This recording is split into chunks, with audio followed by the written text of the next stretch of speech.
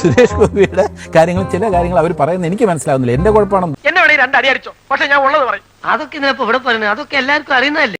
വിഷയം ചോദിച്ചോളൂ, നിഷാന്ത് എന്റെ അടുത്ത് ചോദിച്ചോളൂ. ആശാ വർക്കർമാരുടെ സമരത്തെ കുറിച്ച് എന്താണ് കേന്ദ്രത്തിന്റെ ഒരു ആശാ വർക്കർമാരുടെ അടിസ്ഥാനപരമായിട്ടുള്ള വൈഷമ്യങ്ങളിൽ നിന്നും ജീവിതത്തിൽ ഉഴലുന്ന എന്റെ നാവ് ചൊറിഞ്ഞു വരുന്നു, ഞാൻ എന്തെങ്കിലും വിളിച്ചു പറയും. എനിക്ക് ബ്ലഡ് പ്രഷർ വന്നാലുണ്ടല്ലോ വിഷം പിന്നെ മേലോട്ട് കയറും, പിന്നെ ഞാനൊന്ന് കടിച്ചാലുണ്ടല്ലോ നീ ചാവും.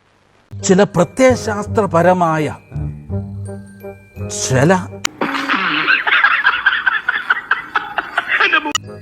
അചഞ്ചലമായ ചില രൂപകൽപ്പനകൾ അവരുടെ മനസ്സിൽ അക്ഷന്തവ്യമായ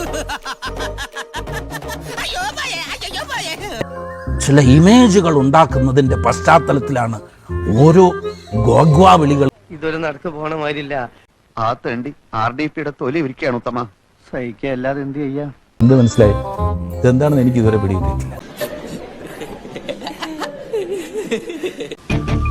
ചേട്ടാ, അപമാനിച്ചേ ഞാൻ പോയിക്കോട്ടെ. അപമാനത്തിന് തന്നെ അപമാനമാണ്. എന്നാ ഞങ്ങൾ ഇറങ്ങട്ടെ.